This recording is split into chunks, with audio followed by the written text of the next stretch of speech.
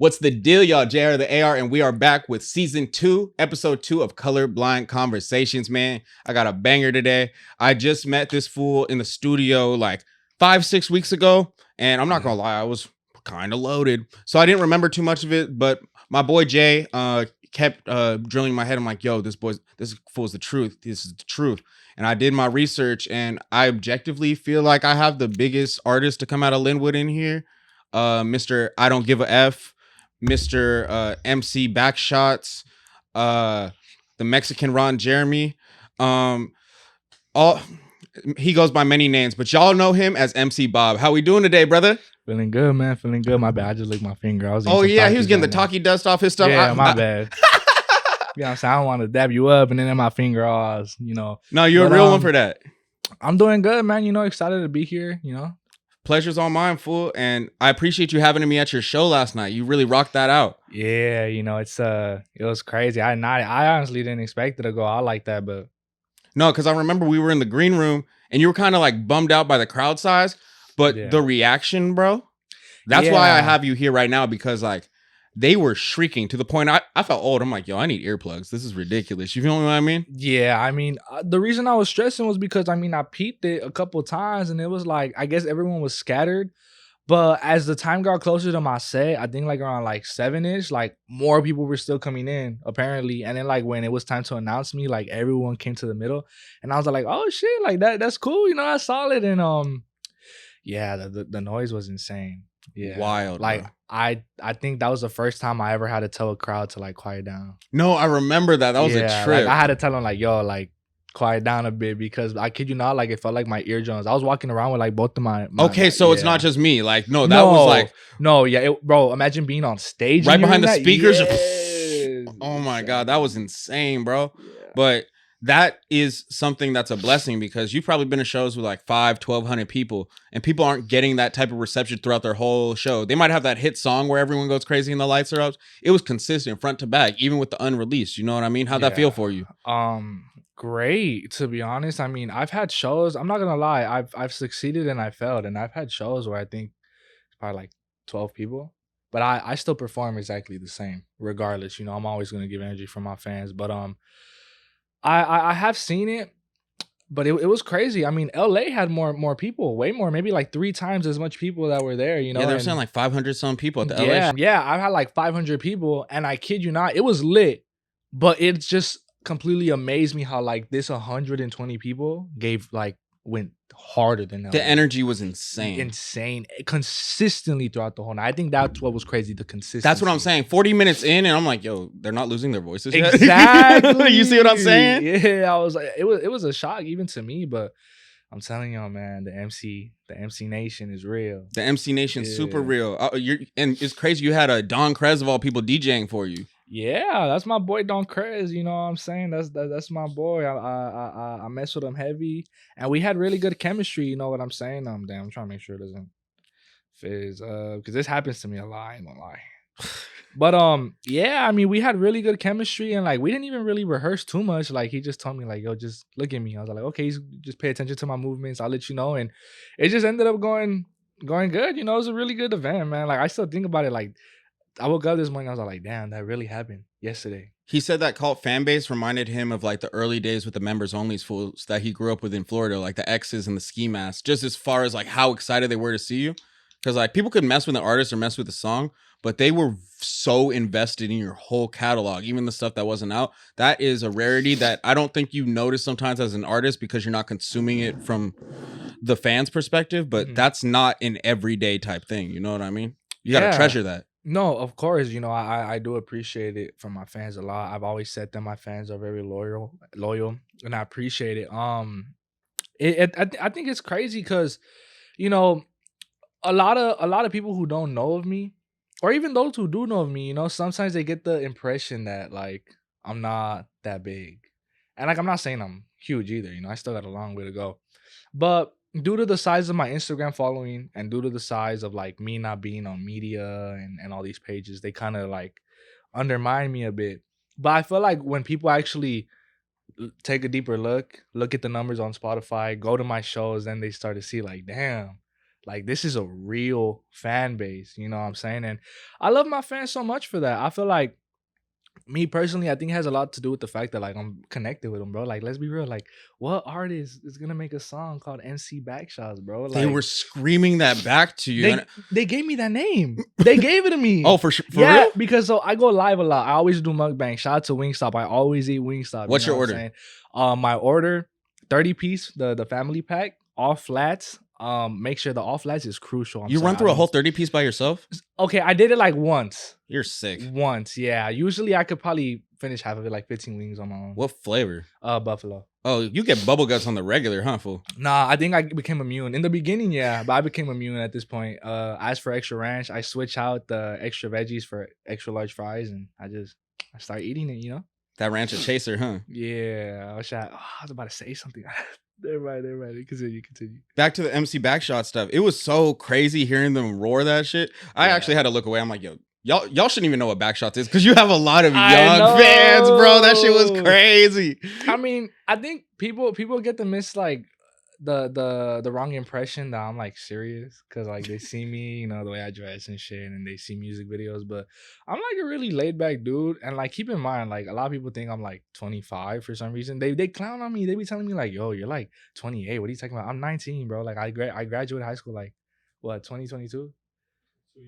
Yeah, like 2 years ago. And because I graduated early too, you know what I'm saying? So Congratulations on that. That's hard. thank you, appreciate it. Well, not early like that, just age-wise, yeah. Okay, my little sister was on the same shit. Tight shit. I mean, I like to mess around with my fans. Like, I like to joke with y'all. Like, I'm not gonna act all Hollywood and shit. Like, the reason they gave me the name is because I go bald as well. I have two styles. This style, and then I go completely bald. It's just depending on how I'm feeling. And they'll call me like MC Bald, MC Webblehead, Egghead, MC Egghead. Like, and I'll laugh at it. Like, I don't get mad. And then I think they're talking about honey packs. And I was like, oh, don't give me a honey pack. And then they started commenting MC Backshots. And it just took over. And like, me being connected with my fans, I'm like, okay, like, let's play into this. And it started off as a joke. But then like, I realized the hook is catchy. They call me MC Backshot. I'm like, bro, I could see people singing this. On that note, when I heard that song, and you might have heard this, you might have not, but you give me Eminem vibes as far as like when you turn it, because your real name's Robert, right? Mm-hmm. So when you turn into MC Bob on stage and when you're doing certain songs, it reminds me of like you're transforming into your character. And it's just like people are really invested into the MC Bob that you've built over these years. And I saw you've dropped a few albums, man. Even since you graduated in 2022, you were dropping albums in high school, right? Yeah. You dropped like 2-3 in 2021. Yeah, I was rapping since high school, man. I mean, I'm not gonna lie, my music used to suck. It sucked. I admit it. This is something I ask people like all the time. Like, how long did it take for you not to suck? I think, okay, here's the thing. I was way better at freestyling back then. Like, I was a freaking fucking beast, bro. Like, people don't know this, but like, I was freestyling I was doing freestyle battles at the age of 14, 13. Like, really? I was spazzing.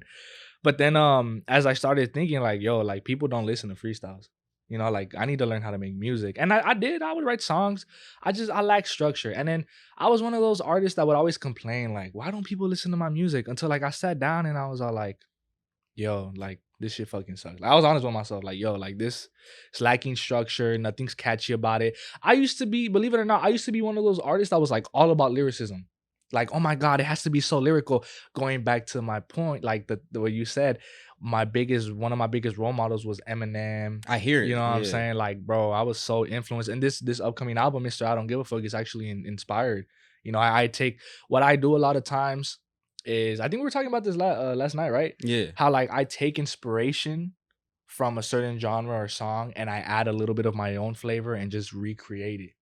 On that note, like, you get on a lot of like G-Funk beats or things that are reminiscent of stuff like my uncles or my mom would listen to, like on VHS tapes and stuff. But you revitalize it in a sense where it's like refreshing, where it's like, it's almost timeless in the sense of like, I could play this for the older homies and they're going to appreciate it because of the frequency you're hitting. But because of the subject matter and how you're coming at it with the shit, like the young people going to fuck with it too. And that's a very hard tightrope to walk. You know what I mean? Yeah. I mean, honestly, I just make music, man. Like, I get a beat, and a lot of people don't know this, but I search through beats and I need to like feel it. I need to connect with the beat, and what can I say, man? I just rap. One thing I will say though is I'm not like these other artists. Like I didn't.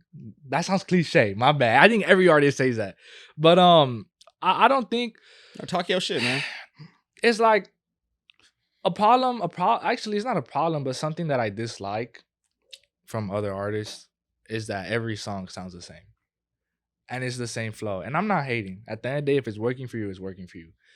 But eventually, in terms of like not only just streaming, but as your face value as an artist, if every single song sounds the same, it's like, bro, like, are you really an artist? 100%. You know what I'm saying? Like, I like to explore. We got a lot of people. I'm known for like the G funk and shit because that's how I started off. But like, I didn't like. That's what I was known for, but I didn't start off like that. That's what I'm trying to say. I was with that like 90. This fool knows I was with that 90s boom bap shit. You know what I'm saying? And recently, about like a year ago, I went into the G Funk, and like recently, I've been going into like Y2K. Got songs on the album like Miss Diamond Taker. Then we got I Love Whores. Like I don't hear music like that. Like I don't know if you paid attention to I Love Whores when I was like, I don't give a fuck what it's saying in the media. Girl, I'm eating up, whatever you feeling love, bro. My fans were going crazy. No, that triplet flow, I was just like, no, and you're hitting it so like tight because a lot of people try to do that fast rapping shit, but they're sloppy with it, and that's probably like my least my most hated style of rap when you're trying to do something and you're just like falling over your own words. Yeah, you know what I mean? There's been genres that I've tried and it doesn't sound good. And like I as an artist have to say, okay, you know what? I can't do this. I know my own limits. I can't sing. A lot of people think I can. I could like harmonize a bit, you know what I'm saying? Which is how I give people like When You Call, all those other songs. But actually like when it comes to like singing, like vocalizing hella like Adele, and I can't, you know, and I know my limits. But there's artists that like, for example, they'll try to do that fast rap, but they can't. So when they put it out, it's just like, bro. You know your toolkit, you know what I mean? You know your strengths, and it's just like, you're going to get to the point where people are about to recognize, so it's not going to be nothing for you to call a really cold vocalist, either male or female, and kind of use them as an instrument to get off the message you're trying to for this certain part of a record, you know what I mean?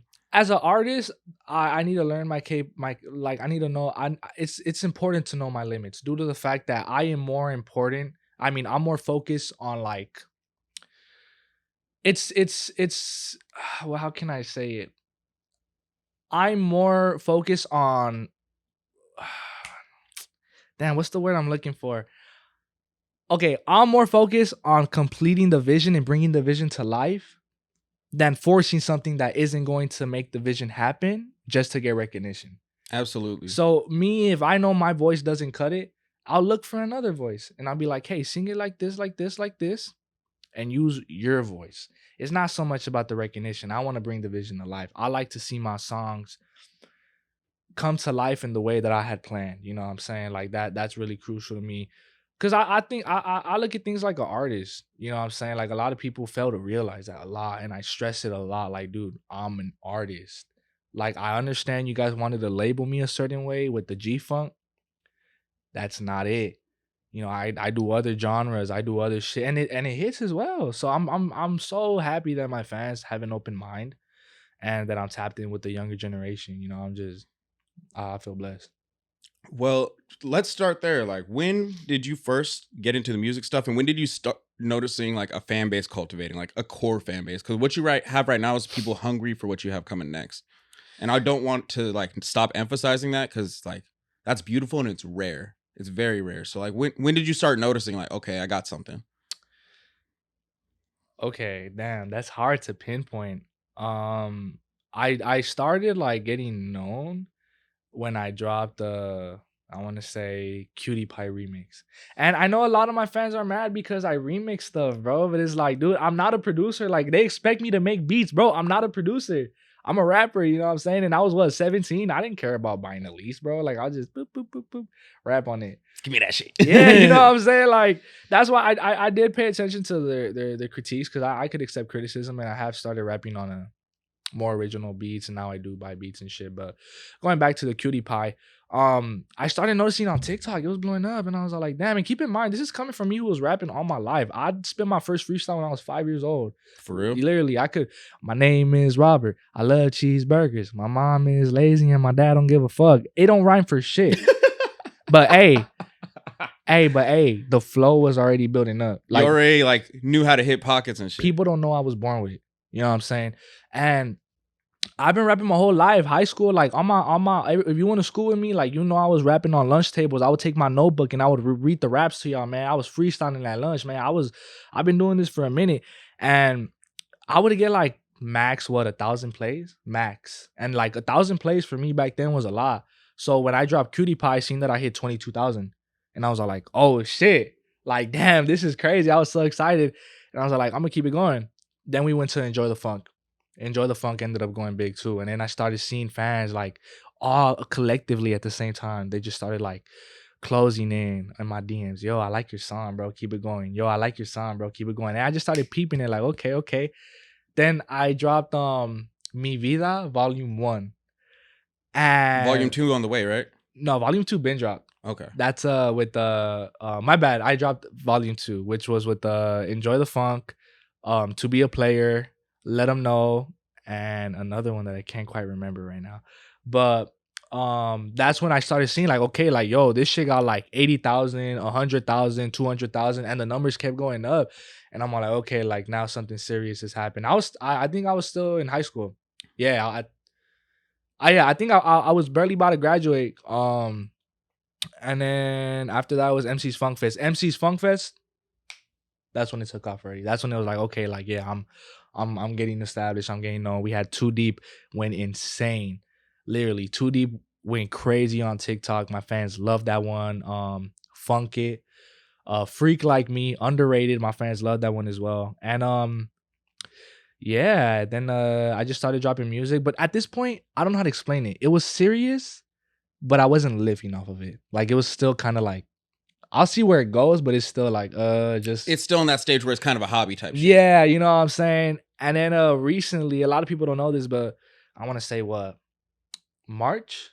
March is when I quit my job. And I was like, all right. Like, What were you doing for work? I was a welder. Oh shit. Like Yeah. construction shit. Did your family get you into that? How that Yeah, my dad's a welder. Okay. So he taught me how to weld. Yeah, I was welding. Structural. I was more of a helper though, if I'm being real with you. I would weld occasionally. There's something called McElroy's. I would do like McElroy's, or like in the field I would weld. But I was more like a chalan. I don't know if you know what that is. Like a helper. Mexican word for helper. You know what I'm saying? Yeah. I would drill holes and all that. But yeah, like probably like March. That's when I quit my job, and I was making enough money to live off of music.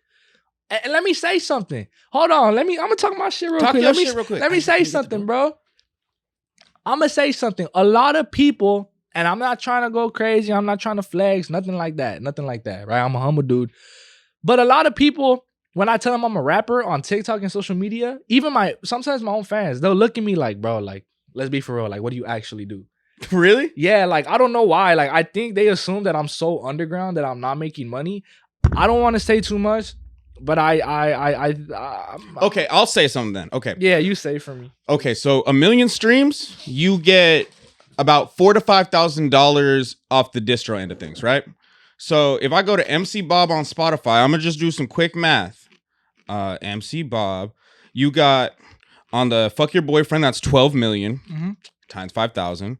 When You Call, that's almost 2 million times 5,000. Too Deep, 3 million times 5,000. Laws of a Player, everything in your top 5 has damn near 2 million plays or way more. So it's like right there. That's more than a lot of people make in a year off a job that they went to college for. You feel me? Without even going into the details. And that's why I said, man, a lot of people were laughing at me because I made a statement on TikTok. I'm making as much as like some doctors. Not all doctors, but some doctors. And people don't want to believe it. But I don't like to flaunt my money out. I don't like to do that. You know what I'm saying? I don't like to be like, oh, I have money, this and this and that. Nah, but sometimes you just got to pop out and show niggas. You know what I'm saying? 100%. And have you ever heard of A Flacco? Yeah. The dude who made Cake, right? Yeah, that's my boy. That's my brother. Oh, really? Yeah, bro. Like blood brother?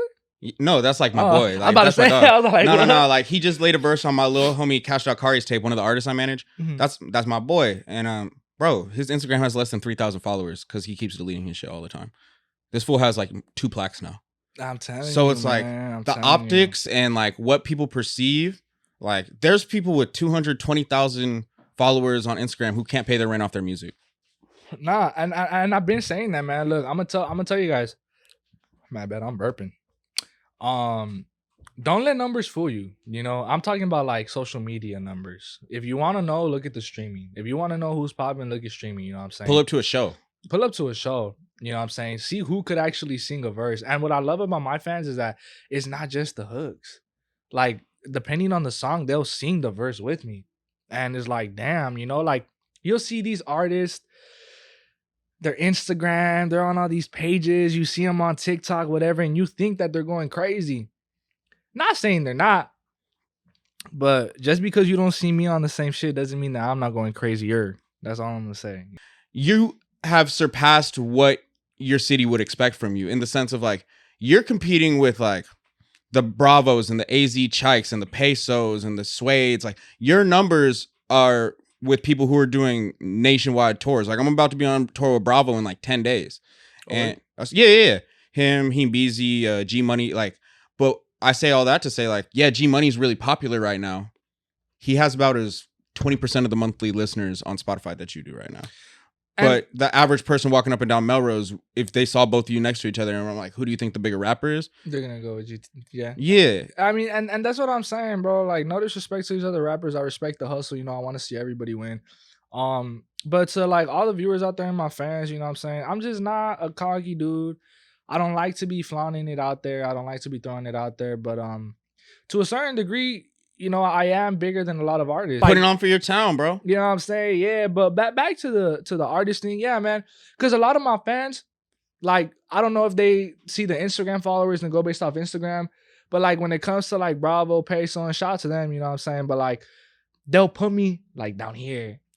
And I'm all like, bro, no, dude. It's not like that. Like, no, dude. Like, I'm on par with them, bro. You know what I'm saying? But you know, it's all love, man. Shout out to everyone, but just so my fans don't get it twisted, you know? Of course. And on that note, I wanted to learn more about Lynwood. Like, what was it like growing up out there? What was it like trying to find connections in the music industry? Because like one reason I moved out to San Diego is like, I mean, from San Diego to LA is there's a horde more resources, whether it's studios, engineers, producers, just so much more at access.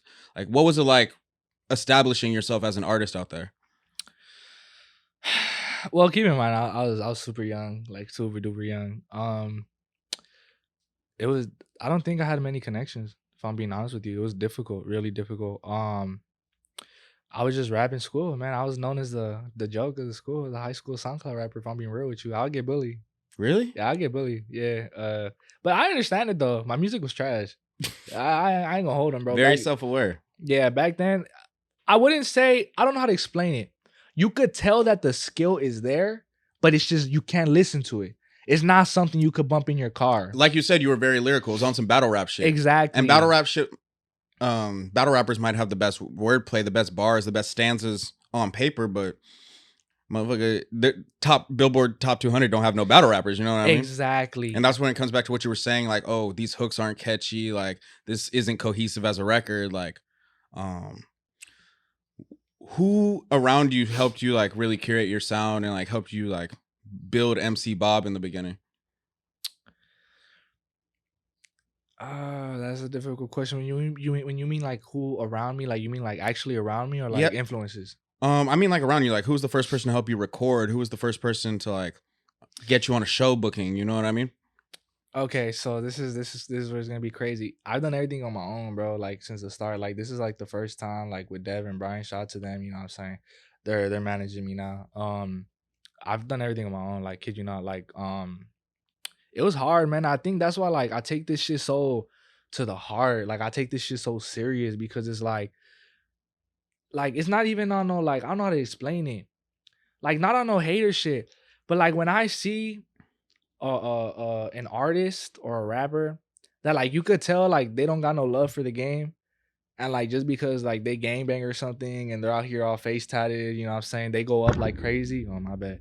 They go up like crazy. It's like damn, like I really like climbed the fucking the mountain with this shit, man. I remember first of all, I used to have like this one little headset for like I think the PS4. And it had like the little mic, and I had a computer that my dad had got me. Shout out to my dad. He worked so hard to get me that. And because we were broke too. But he knew I had a love for music, so he worked hard and got me that MacBook. And I was like, what, like 13, 14? And I think the software's called Audacity or something like that. Like a little, I don't know what it's called. I don't know what it's called, but it's like a little software. Oh yeah, I know what you're talking about. Yeah, Yeah, and Audacity. I would record on it with the little mic, and it sounded like I was underwater, but like one way or another. And then for Christmas, I begged my dad if he could get me the Scarlett, and he got me the Scarlett Studio, and I would record in my restroom, bro. And like it was tough because like I would probably make like 5 songs a day, but I had to deal with everyone coming in and out taking this shit while the whole setup was there, bro. Like I kid you not, because I used to live in a 1 bedroom apartment, so I had nowhere else to put it. The room, my brother was playing the fucking PS4, screaming. My dad watching TV in the living room. My mom in the kitchen. You know what I'm saying? My sister doing who knows what. So the only place I had was the restroom, man. And shout out to Nas Boy though. I think his new name is Hezi XO. He taught me how to mix a bit. I used to pay him to bring his shit because he had better equipment. Shout out to him. I was in high school. He was in high school as well. I think I was a freshman. He was a senior. And he helped me out, you know. But since there, I just do music on my own. I would just learn YouTube tutorials, practicing my skill by myself. And then it got to the point where I got older and I learned how to like mix decently. Like actually, I think I was like 17. Like how to EQ, all that shit. Yeah, at that point, I was already making my own money. I had to learn the hustle, and I'm not. I would work construction with my dad, so he'll give me money as well. Welding, construction, and then I was a school plug for the chips. Oh yeah, you So came with the yeah, big box from Costco, the 60 packet shit. I would know. I would go to this store off of what's that street called again? I think State, State. Yeah, you go straight, and there's like this candy store, and I'll sell mazapanes. And like I was the only one selling Mexican candy, Lucas, mazapanes. Oh, they banned that from my high school. Oh, word. Yeah, they kept telling us they had lead in that shit, and they said they'd That's suspend us if we fucking had that on lie. campus. Bro, yeah, it was like a fear tactic because, like, bro, we've been Yeah. eating this shit for a decade. It would have taken us out already. Hey, I'm never gonna forget one time the teachers came in and they took me to security came for me. Where's Robert? And I go, right? And my tutor is looking, I'm like, whoa, what the fuck? They busted me, bro. They got me for selling chips, man. Fuck. I went and they sat me down with the principal. Right. And I was like, well, like 14. So I was like, fuck, what did I do? Like, I'm over here trying to wonder. It gotta be the candy. It gotta be. I was scared they're gonna take my money. I was like, fuck, they're gonna take my bread. I would make like a cool, like what, like 200 a week. Some solid, you know, whatever. As a kid, that's That's some shit. solid, yeah, like- Especially back in the day, bro. Exactly. 200, know? you can make that shit stretch. Time. I was balling. My friends want to go out. Yeah, I got money. You know what I'm saying? But what's it called? They took me to principal's office. Apparently, I got in trouble because I had made a music video at my school. Because I was making music videos. You remember? I got on the basketball court and I sat down on the hoop. And apparently, What did they shoot it off? Like a real camera? No, a fucking iPhone. That's what I figured. What the Yeah, fuck? hey, when I used to make videos, you'll be able to see the tag Kindmaster for the editing. Bro, people make so much fun of me for that shit. But it's like you didn't make no excuses. You made that shit happen. Nah, yeah, I've always when it comes to music, bro, I've always been hardworking. You know what I'm saying? And Dev knows it, bro. Dev can say, man, like I'm really with this shit. Like my album, I cooked it up. My album, along with my deluxe, I cooked it up in 1 month. 30 days? The whole album, yeah, 30 days. Like I built my own studio in my house, soundproof. I have my own equipment, everything now, and I don't have the need to go to LA for the studio. I do it in my own crib, just send it out to the engineers and they send it back. I could tell you that I wake up in the morning. I probably go in there like around 11 a.m. and I don't leave it till like 2 a.m. You know what I'm saying? Like I be in there the whole day. Obviously, I had breaks to eat, shit, whatever, you know what I'm saying? But I be in the lab cooking, man, and I hear a beat, I start cooking up a hook. Cause I don't know if you noticed, a lot of people fuck with my hooks. Yeah, bro. Like I feel like my hooks are very catchy. And I'm confident about my craft now. You know, I think back then I used to be scared, like when I was in high school, because I mean, people would believe me too, like, oh, it's just ass. But any altercation, any argument, what do you think the first thing they're gonna tell me is? Hey, yo, music some dicks, nigga. Yeah, your music ass. That's why your music trash. Your music you know some what I'm saying? basura, nigga. Yeah, and it's crazy because a lot of those people, when they seen coming up, like it's weird because they won't be the first to say like, hey, I'm gonna repost your shit, but they'll be the first to say congratulations. I don't like that, but Nah, same. it's the way life goes. Where can you tell me a story about a time through your musical journey where you questioned if this was the right thing to do? Where you were kind of just like, oh, I might just be welding my whole life. Like, was there ever a point where you didn't think you'd be able to get to where you are now? Because, bro, now you've proved everyone in your city wrong, and I applaud you wholeheartedly for that. But I know there had to be some trials and tribulations along the way. I would see other rappers in my school because there's like 5 other rappers, and they would get more plays than me. more views, and I'll be like, damn, like, what's wrong with my music? Kind of had a chip on your shoulder, huh? Yeah, like, bro, like, and I know I'm better than these people. Like, freestyle battle, lyricism, like, I'm better, bro. You know, and it's like, I would get mad, and then not even on some hate shit. Like, I didn't want to take it away from them. Like, there's a difference. A lot of the times, it's okay with not saying wanting to have what other people have, but wanting to reach a certain level. That's okay. What's not okay is when you don't want other people to have it. I think that's like horrible. You know That's what I'm an saying? ugly mindset. That's an though. ugly mindset. Like, it's okay if I don't have it. I don't want you to have it. Like, nah, that's fucked. It was never like that. It was just more like, damn, like, I want the place too. Like, I want the views too, you know? I want the support. But yeah, man, I remember I'll cook up music, and I have different inspirations. You know, I used to look up to Aaron May when I was in high school, Eminem my whole life, you know what I'm saying? Mike Sherm as well, you know, Mike Sherm was a big one.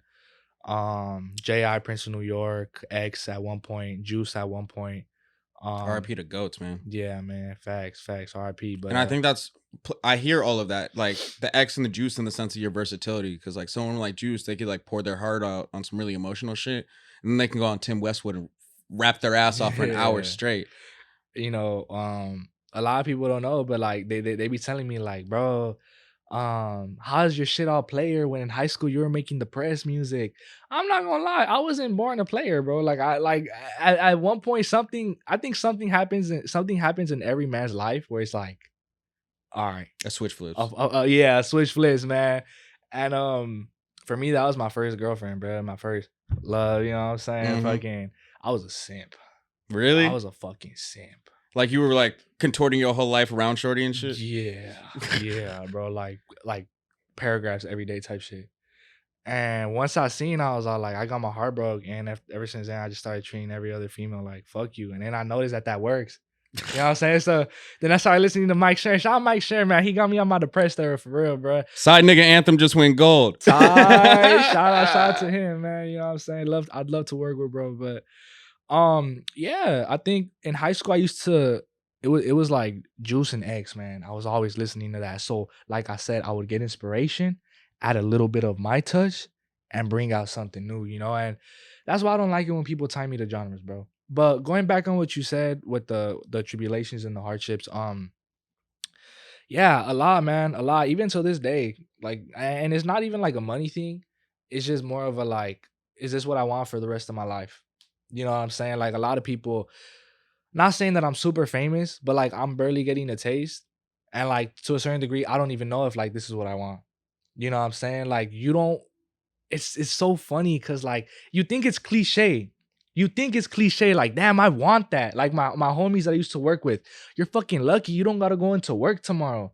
You know what I'm saying? We gotta go into work, but it's like, no, bro, like you like, I don't know. It's difficult. No, I feel you. Like one distinct memory I had when I first started managing my first artist, right? We did like a school drive in like May 2021 type shit. Mhm. And it was big. It was really big in the city. Like 1,000 kids pulled up after school, and we're in this parking lot of this grocery store, right? And the police came out. And it wasn't on no like bad shit. They were just trying to make sure everything was like regulated Yeah. and stuff. Mhm. But once it was time to go and stuff, like, bro, it took us like an hour and a half, 2 hours to get these kids to stop following in our car. And my artist is damn near having an anxiety attack because he's like, okay, this is too much. Yeah. Like, I get they love me, they support me, but it's just like, I don't know if I could do this every day. You feel me? So I get that, bro.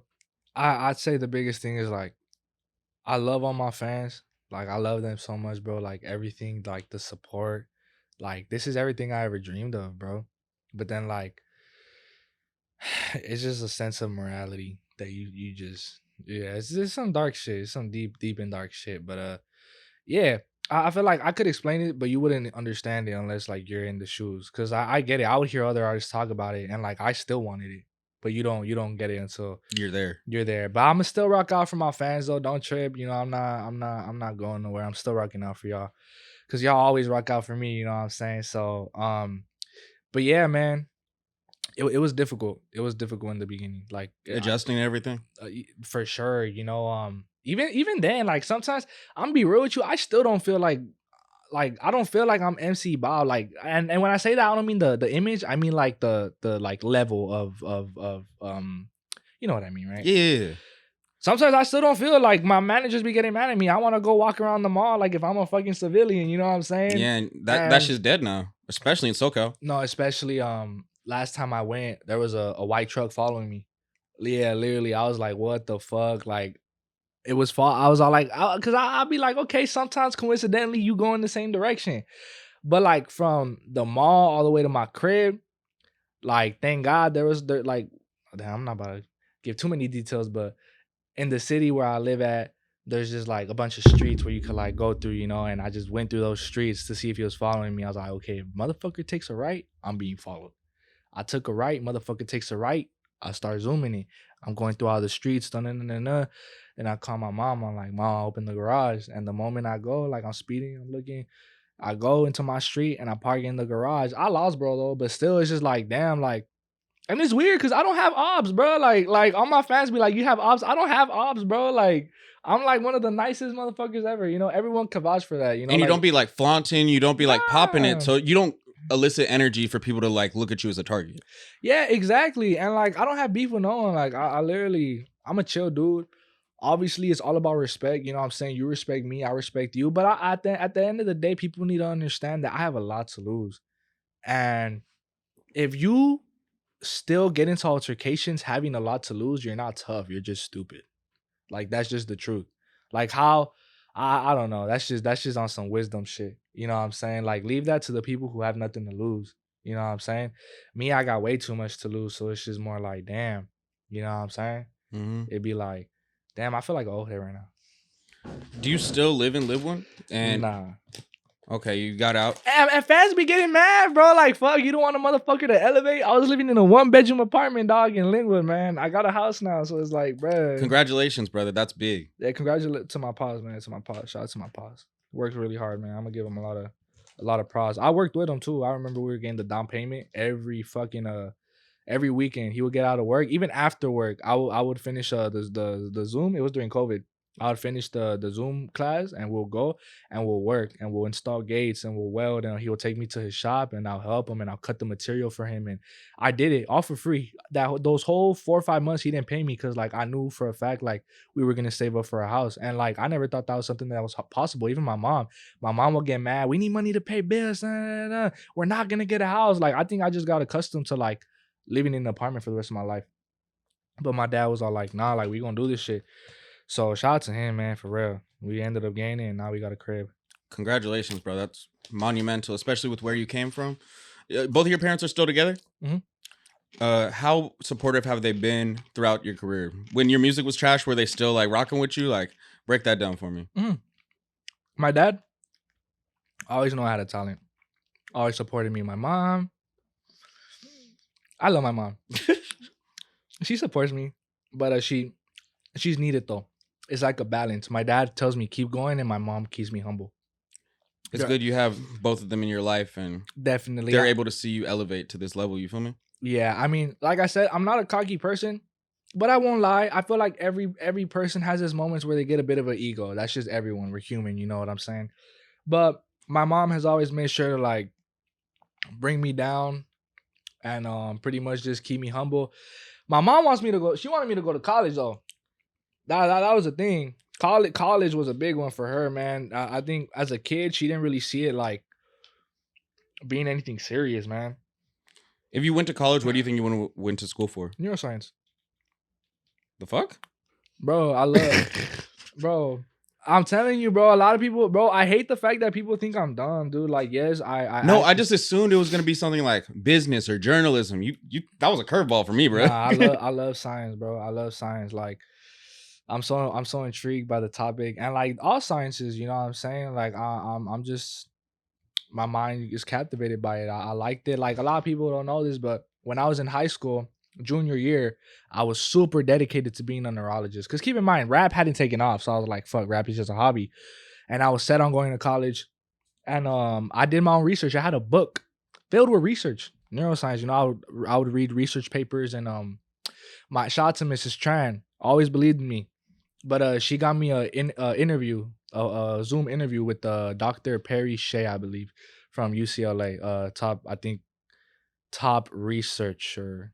Yeah, top researcher for the neurosciences. You know what I'm saying? But yeah, it was dope, man. It was honestly dope, and that's what it would have been. And me and my mom made a deal when I was 18. She said, "Look, I'll give you 1 year." I told my mom, "Look, I'm working a full-time job. I'm going to college. Like, I feel like my music has a chance to take off." I told her, this is when like TikTok was going and I was like booming a bit. I was all like, I need to dedicate all my time to this. I told her, and I was all like, just give me 1 year. If I don't do it in 1 year, I'll go back to college. I told her, and I'll just quit rap. And surely enough, look, in that year, here we are. You made it happen. You didn't give yourself a choice, really. You know what I mean? Yeah, I was either do that. I mean, I firmly believe that even if it's not rap, I mean, look, I'm gonna tell you guys something, all right? And I want all my fans to know this. I'm so happy and I'm so blessed with everything that I've already lived out. You know what I'm saying? Like, I know to a lot of people it might not seem like much, but to me it means the world. You know what I'm saying? I didn't account for any of this to happen. So at the end of the day, I'm confident I'm gonna reach the top. I'm confident. Now, if I end up falling, if I end up hitting the drop, I'm fine with it, man. I'm okay with it. You know, I had a good run, you know what I'm saying? I'm happy with everything I lived through.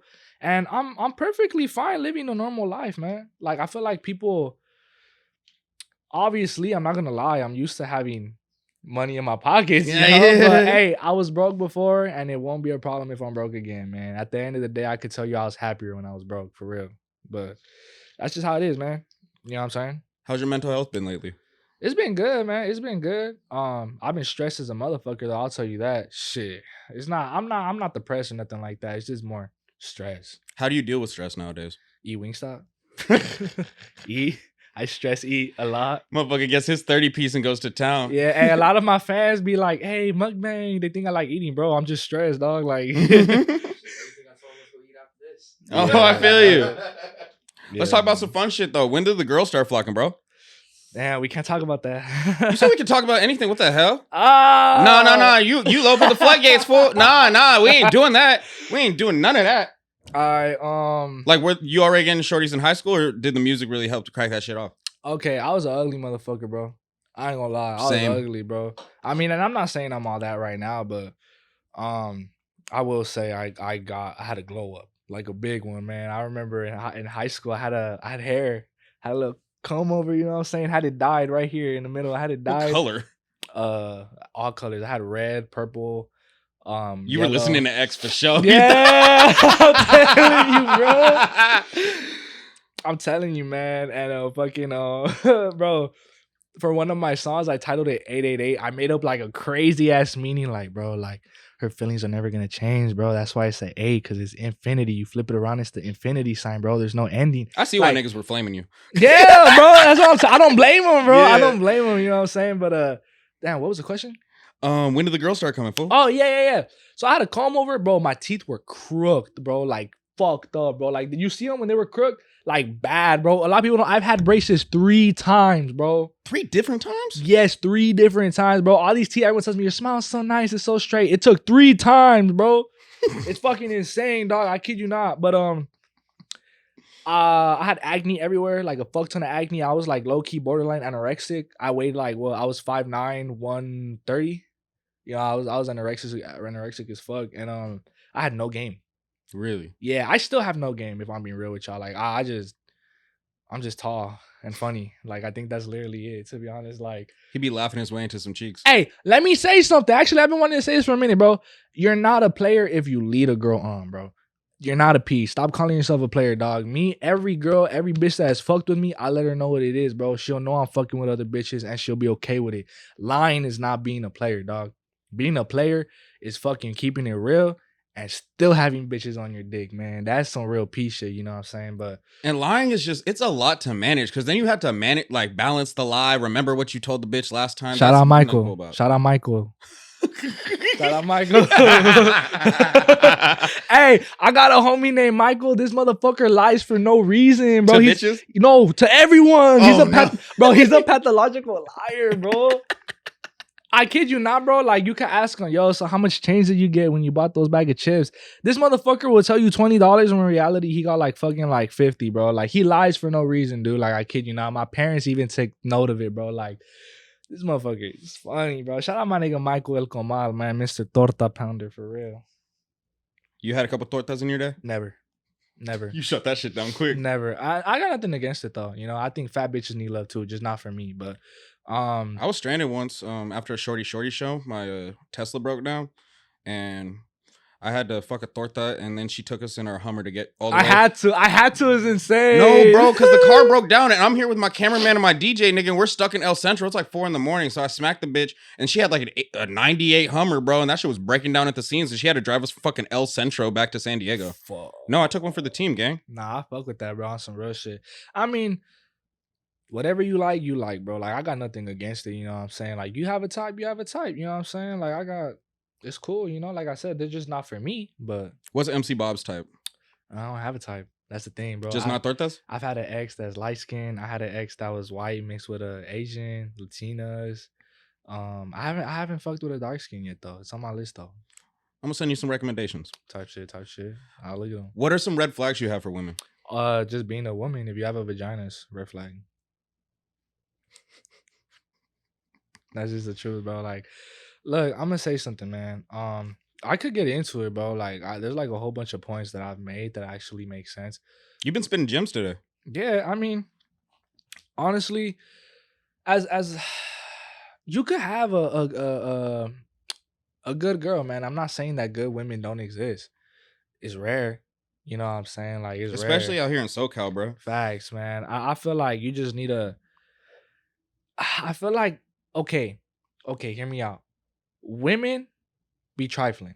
We know that, right? They be cheating and shit. But I feel like it's the guy's fault a lot of the time too, bro. And I'm not trying to pin the fault on dudes, but like, it's the way like y'all act sometimes, bro. Like, shit, like them good morning tests. Like me, basically me in the past. Like, I had to learn my lesson, you know what I'm saying? Like, imagine, bro, like, you're a female, right? A dude at the end of the day is supposed to be like masculine. You know what I'm saying? Like, you're not supposed to be chasing after her. You know, you need to be busy. Don't be giving her all your time. Don't be simping. You need to be a man with priorities. All right. And you don't need to do it for women. You could just do that for yourself. Like, that's literally just focusing on yourself, bro. Like, that's why I tell dudes, focus on yourself and the women will come, bro. They just don't get it. But think about it, bro. You're a girl, right? You have this one dude who's don't really got time for you. But he's on his shit, though. He working, getting that paper, you know what I'm saying? Focused on himself, going to the gym and shit. You're going to be like, oh, well, I'm interested in you. You know what I'm saying? You got shit going on for yourself. Type shit, yeah. But then you got this dude always on your dick. Oh, I love you, precious. Good morning. When can I take you out? Yeah, when can I take you out? It's like, bro, like, and it's like a psychological thing as well. You know what I'm saying? Like, it's just, it's subconsciously you don't want to chase. You don't want to be chased. You want to chase. You know, you want what doesn't want you. It's just the way life goes. But yeah, man, I mean, ladies, I'd say around senior year, you know, I got taller, teeth got straight, cut my bullshit ass hair, you know, got tatted. The tat, snip that red shit out. Yeah. Fucking, I got tatted and shit. And yeah, I mean, now even before the rap though, I mean, I was just funny. Like, I think it's just me being funny, if I'm being real with you. No, that'll get you a lot far away. Yeah. Mr. I Don't Give a Fuck. That is the newest single you dropped. Yes, sir. Shit's yes, a slap, my boy. Tell me who are you to go and try to judge. Yeah. No, that's my shit. I couldn't believe that people like literally like had already learned it. Like at the show. This Word shit for dropped, word. bro. This shit dropped Thursday. Like, that's why I love And my the show was on a Sunday, just because this is going to drop closer to your tape. August 16th, right? Yeah, August 16th. You already know the vibes, man. I'm telling y'all, for the people who are excited for the tape, man, I'm excited with you. You know what I'm saying? There's so many different genres. We got songs like Miss Diamond Taker, which is just so mellow. And then we got When You Call Part 2, which is like just that chill vibe you could cruise to. We got I Love Whores, which is that Slim Shady inspired. I'm not gonna lie, Slim Shady inspired, and it's like the jumpy. It's different. I'm not trying to suck my own dick, but I just don't see artists making music like that anymore. And I'm not saying they can't, but whether they can or cannot, they just don't choose to, and that's where I come in. So I want to see you on like some freestyles and ciphers, because like that song and a couple others that you performed gave me a lot more respect for your pen. And I feel like you doing little shit like you going on the radar, bro. I feel like people are gonna be blown away. You feel me? am I able to? I went on the radar, man. You know what Yeah? I'm saying? Yeah. I mean, it wasn't a freestyle though, but it was just 2 songs, you know what I'm saying? So I'm very excited for that. Nah, definitely. I feel like some freestyles would be dope. But here's the thing though. Nowadays it's hard to compete, dude, because like, bro, okay, so like you go to freestyles and it's just a bunch of motherfuckers with pre-written shit.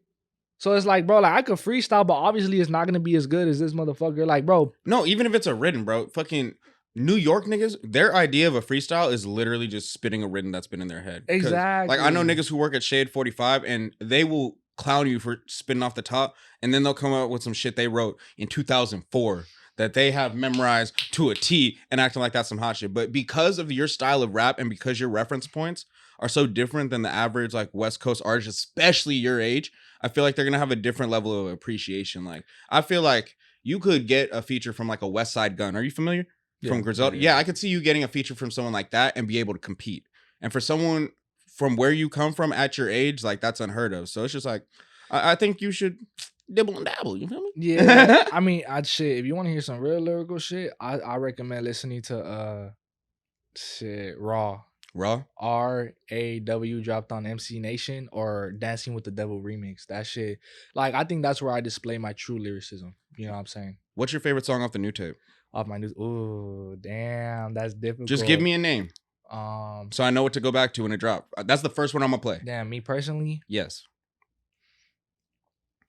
It's between Miss Diamond Taker and okay, there's 3. I can't choose, but it's between Miss Diamond Taker, Robert's Interlude, and I Love Horse. I love that song, bro. I kid you not. The one I performed, bro. Tough. That's just tough. Like I just like the part when I go, I don't give a fuck what they're saying, and like the fans fucked with it too, bro. So it's like I just love that engagement. Robert, it depends what you're looking for.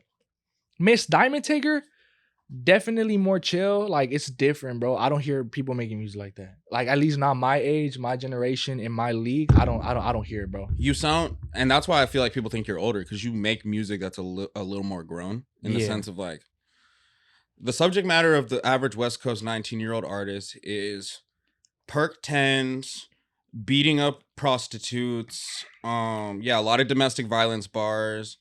Cheating on women. Well, I do you that got that. Too. Yeah, you got that shit. But, so you hit one of the boxes, but the way you articulate yourself is so different that, like I said, I feel like you have a higher ceiling to who is actually going to be able to appreciate your craft. So before we get out of here, let me know what else you got coming in the cut. What should people be excited for? And yeah, for sure. I think definitely. I mean, my album, we already discussed that. August 16th. What's the title again? Mr. I Don't Give a Fuck. You know what I'm saying? And, hey, I really hope you guys like it. Keep an open mind, but if you don't like it, you know, fuck you. I don't give a fuck. Neither do I. Mr. I don't give a fuck. Tight shit. Also, I got a vlog coming soon. I don't know if this is gonna drop before or after, but everything. You'll drop whenever you want, man. This shit'll be done by the time you get out of here. Tight shit. I mean, I got some shit, a vlog that I did with everything I did in New York. Possibly a tour on the way. A lot of music videos. New merch. I heard who that tour might be with. You got some big hitters that you might be on the road with, man. You know what I'm saying? It's crazy. But hey, I know everyone's excited for the tape. And I'm gonna give you the tape. But you guys have a lot of music coming because after the tape, I can't say too much, but bro, like I'm excited for the tape. Don't get me wrong. So fucking excited. But I'm mega fucking excited for what comes after it, man. That's just so basically what I did real quick. My bad, I don't want to take too much of your time. Basically, what I did was I did a tape, right? Explored different genres, explored, seeing what I was able to do.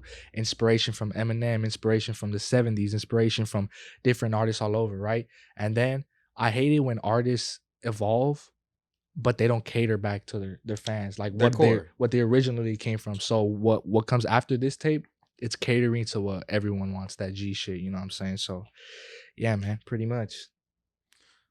Who are 3 artists you want to work with before you finish this music shit? Any genre. Any genre, damn. Okay. Say I gave you a black card, money ain't an option. You can work with whoever the fuck. Eminem.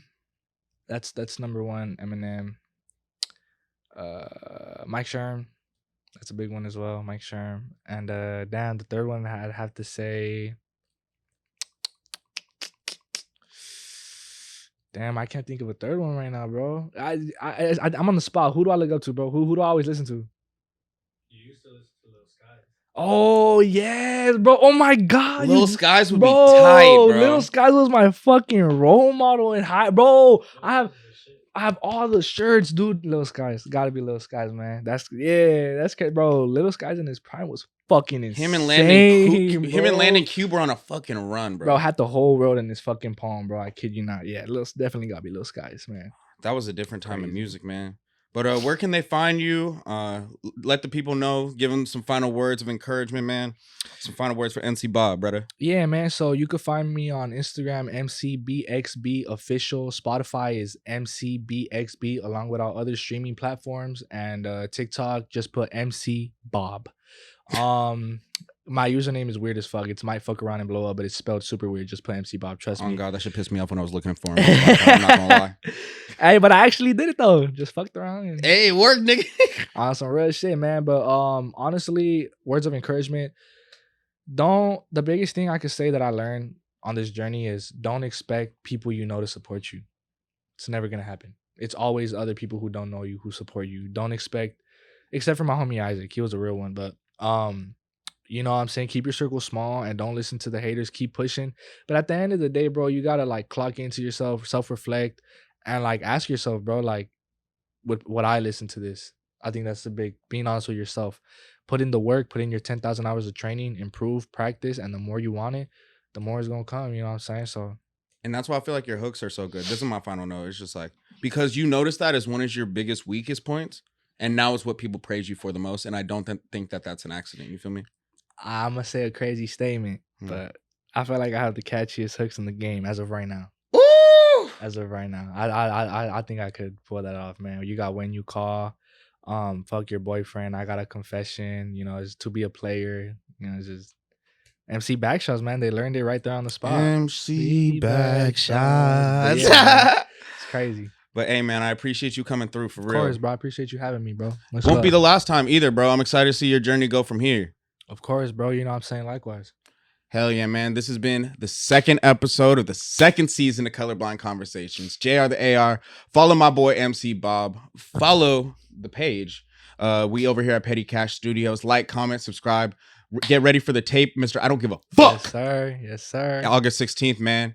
And we are out of here. Let's get wings up. 30 piece.